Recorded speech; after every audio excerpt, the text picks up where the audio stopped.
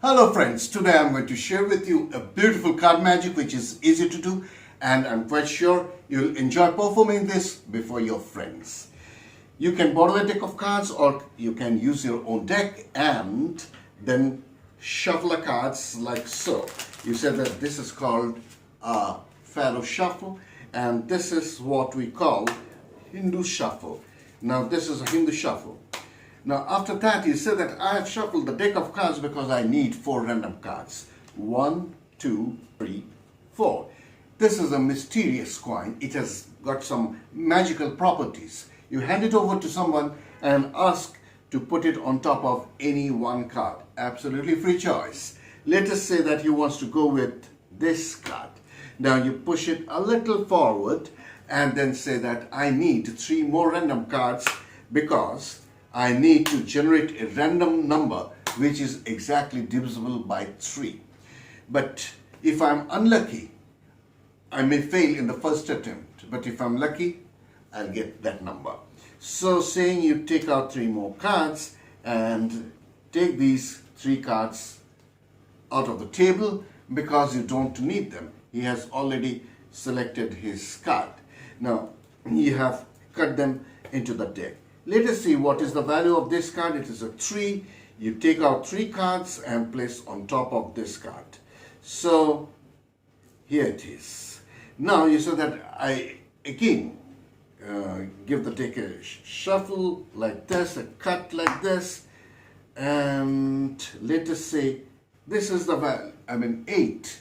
So I need 8 cards. 1, 2, 3, 4, 5, 6, 7 and 8 cards. Now I'll take these 8 cards and put on top of this. Now one last card is there.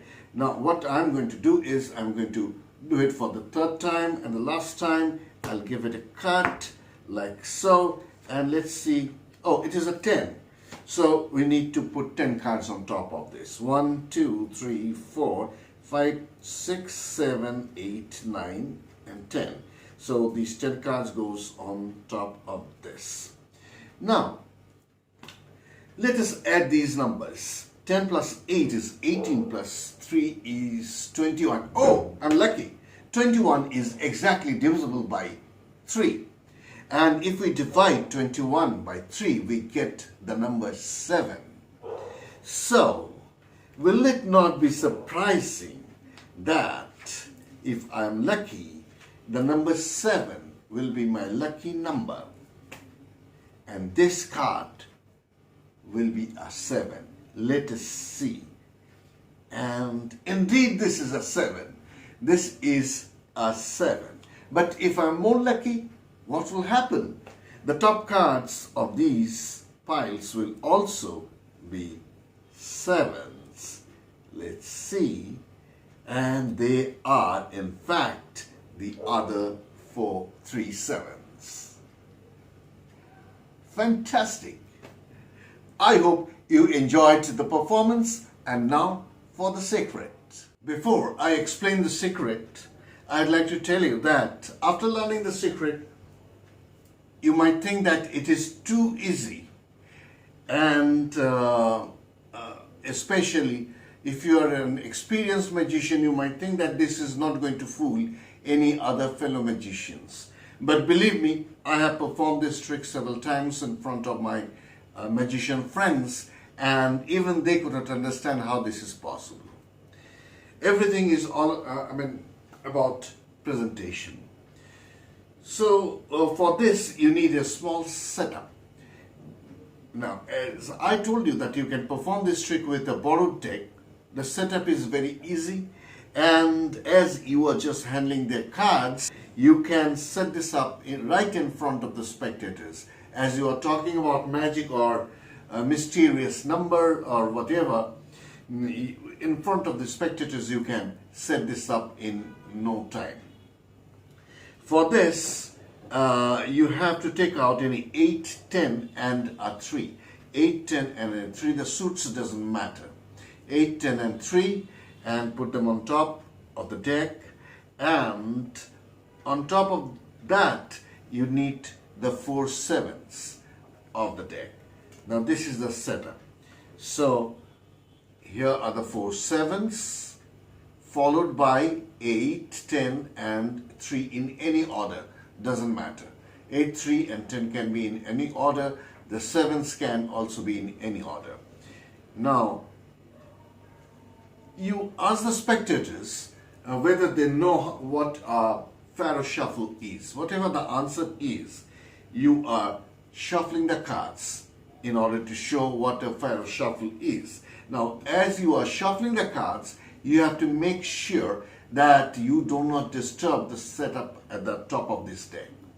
So what I'm doing is, I'm releasing cards from here and here, and finally, I'm putting all these cards on top, and the shuffle is done. Now, why are you shuffling the cards? Because you want to prove that 4 random cards have been taken out. Now, another false shuffle is, this is a Hindu false shuffle. I'm taking out some cards from the bottom, placing them on top, and I'm maintaining a break here like so, and then shuffling off the top cards up to this break. So here I'm shuffling the cards, this is an exposed view, and then when I reach the step here, I put all these cards on top, and as a result, the top cards remain undisturbed. So once again, you say that I have shuffled the cards so that I get 4 random cards. Now you place the top 4 cards here. Needless to say that these are the 4 sevens. These are the 4 sevens. But your spectators do not know. They think that these are 4 random cards. And you ask them to put this coin on top of any one card. Let us say he can put it here. Now what you can do is that you can make some changes. Look at the spectator's face as if you are making some strategic changes. It is all about presentation.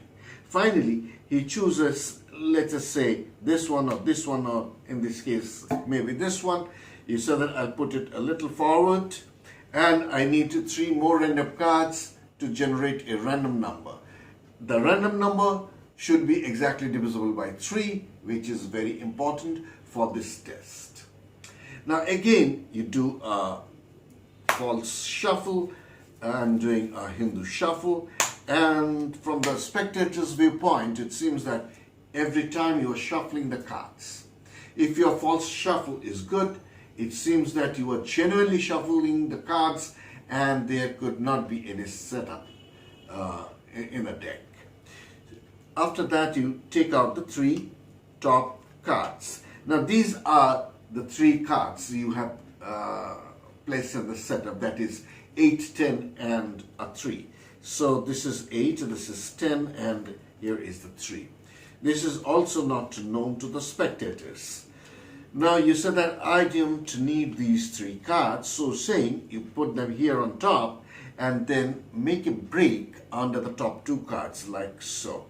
So I count with my thumb like so, the top 2 cards, and then put them at the bottom using an double undercut. So how it is possible? Here are the 2 cards. There is a break I'm maintaining here. This is an exposed view. I'm taking out half of the bottom pile and putting them on top, still maintaining the break, and taking all the cards below the break and then putting them on top again. And this time what has happened is that 1 card at the top is 7 and the other 2 sevens are at the bottom. Okay, now, and you said that let us see what the value of this card is. Oh, it is an 8. I need 8 cards to put on them. So saying, you count 8 cards, 1, 2, that means the next card, the second card goes under the first card, the third card goes under the second card, and so on without reversing the order. 1, 2, 3, 4, 5, 6, 7, 8. You put these cards on top of this. Now this part should remain exposed. Now again, you need one card from the bottom to be on the top. Again, you do a double undercut. You just pull down the bottom card like so, and you hold from the top like this, and you take half of the deck. Take these cards. Remember, you are holding a break. Take these cards, put here on the top, still maintaining the break. Take all the cards above the break, put on the table, and take these cards and put on the table. As a result, what happens? One of the sevens is now at the top, and the other seven is now at the bottom.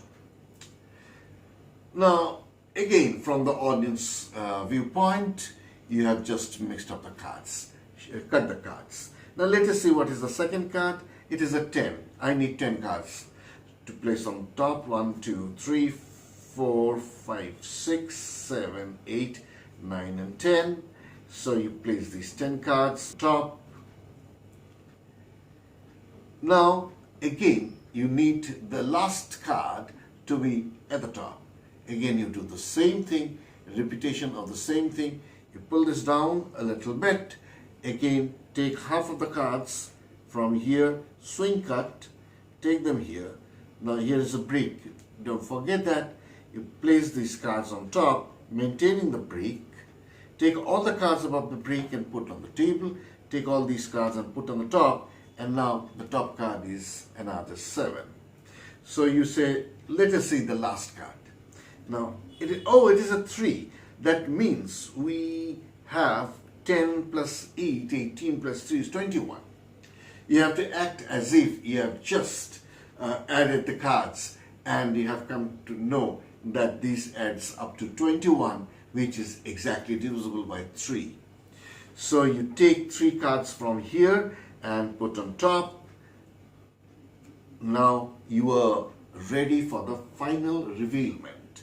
You say that we don't need these cards, we already know the total. You place these cards back on top and say that since the final total is 21, if we divide it by 3, we get 7. And if the magic is working properly, or if there is a coincidence, if I am lucky, whatever you want to say, then this card must be of a 7 value. That means its value should be a 7. So saying you turn it around and it is a 7. And then say that if I'm more lucky, then the top cards of these piles should also be 7. And you turn one card at a time and show that indeed they are 7. Now, believe me, at this point, your spectators will be, so amazed that they'll even forget to clap. Practice this. Practice the false shuffles, the card control, the double undercut. It is not very difficult, but you need to do this flawlessly in front of your spectators. So practice it, practice it, practice it until you can do it smoothly. Then perform it before your spectators and make them astonished. If you like this video, please subscribe, like and share this video. Write in the comments if you have any questions, and don't forget to strike the bell icon for new upload notifications. See you again next time in the next video. Till then.